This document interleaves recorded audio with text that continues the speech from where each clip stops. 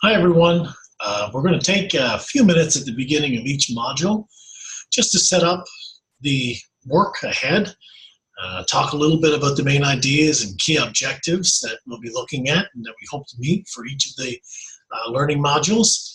So in Module 1, we'll begin by looking at the big idea of reflective practice. So let's get started.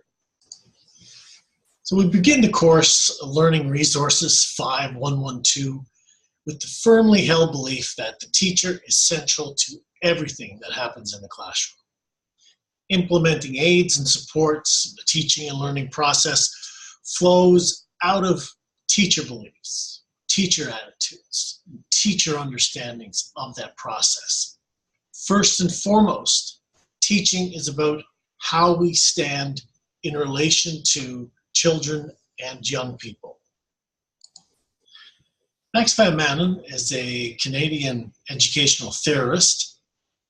He wrote a book in 1993 and just released a new book, Pedagogical Tact. But in his book, The Tact of Teaching, The Meaning of Pedagogical Thoughtfulness, he describes good teaching, good pedagogy as, I'm just going to take a second to read it, as a sense of vocation, love and caring for children, a deep sense of responsibility, moral intuitiveness, self-critical openness, thoughtful maturity, tactful subjectivity toward the child's maturity, a passion for knowing and learning, active hope in the face of prevailing crises, and not the least, humor and vitality.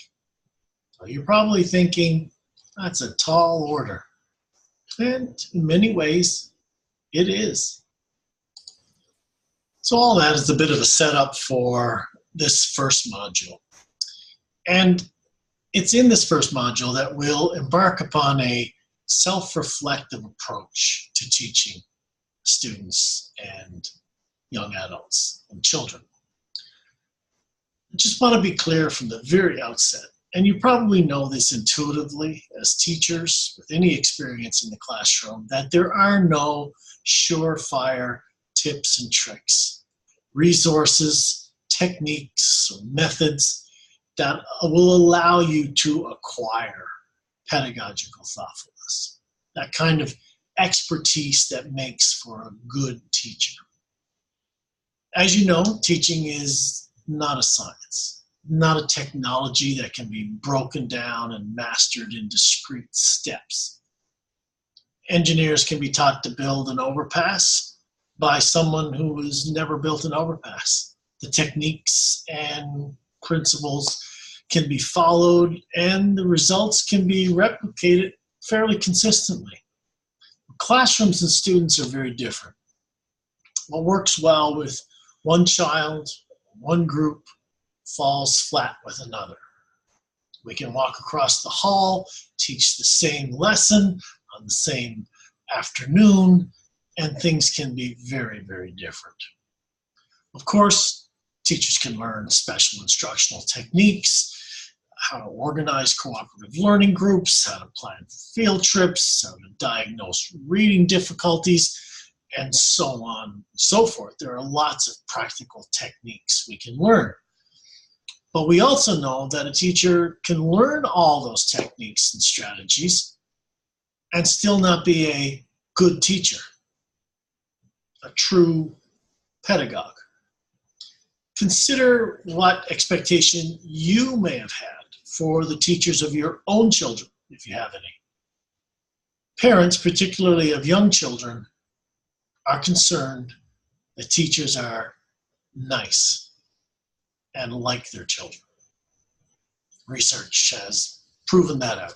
Surveys have been conducted over the years, and that's what parents of children want first and foremost, is that teachers are nice and like their children. Parents know that a positive school experience will benefit their child's learning and future success. It's the day-to-day classroom experience of the child that is of great importance. So that's where we begin, by becoming reflective about teaching, about pedagogy, as the practice of sharing our lives every day with children and young people in their various stages of development, their various stages of becoming. So this module is designed to allow you, as a teacher, to develop in this reflective practice, to think about your greatest learning resource, your greatest teaching resource, and that is yourself. And finally, this module has 4 primary objectives that we hope to cover. First is to allow you the time and the space to examine your own beliefs about what constitutes good teaching. And as experienced teachers within the trajectory of their career, be early, middle, or late career, we will all be in different places as we think about our own teaching and how that has shaped and perhaps evolved over time. We're going to explore the idea of what we mean by pedagogy and pedagogical understanding. We'll share that a little more in depth. And to see ourselves, the teacher, as the most important resource. We take everything else out of the equation. Research has shown that the #1 distinguishing factor between success in a classroom, measured on a whole list of different criteria, is the teacher. And finally, self-reflection.